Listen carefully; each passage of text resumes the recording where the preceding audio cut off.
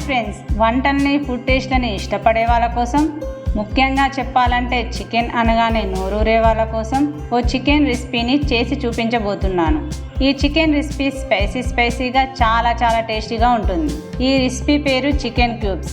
ఈ రెసిపీ చాలా సింపుల్గా త్వరగా రెడీ అవుతుంది, అందరికీ నచ్చుతుంది. ఎందరికో నోరూరించే టేస్టీ చికెన్ క్యూబ్స్ని ఎలా చేయాలో ఇప్పుడు చూద్దాం.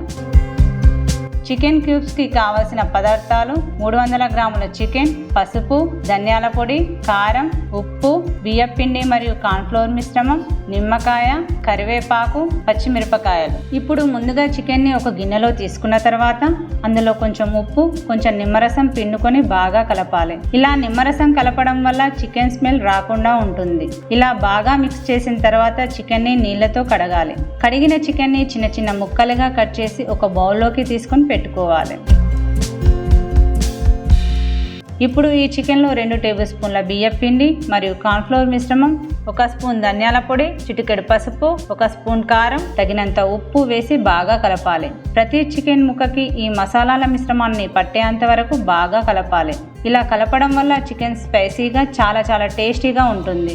బాగా కలిపిన తర్వాత చికెన్ని 10 నుండి 20 నిమిషాల వరకు పక్కన పెట్టుకోవాలి.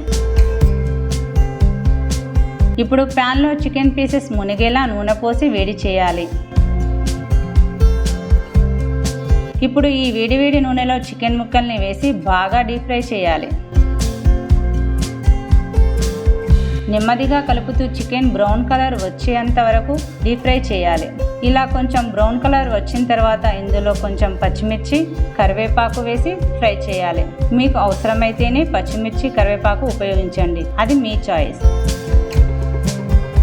టమాటా సాస్ని ఇష్టపడే వాళ్ళు టమాటా సాస్తో కూడా చికెన్ని తినవచ్చు. ఇలా సర్వింగ్ ప్లేట్లోకి చికెన్ క్యూబ్స్ని తీసుకొని కొత్తిమీరతో పాటు డీప్ ఫ్రై చేసిన మిర్చి, కరివేపాకుతో గార్నిష్ చేసి సర్వ్ చేసుకోవాలి.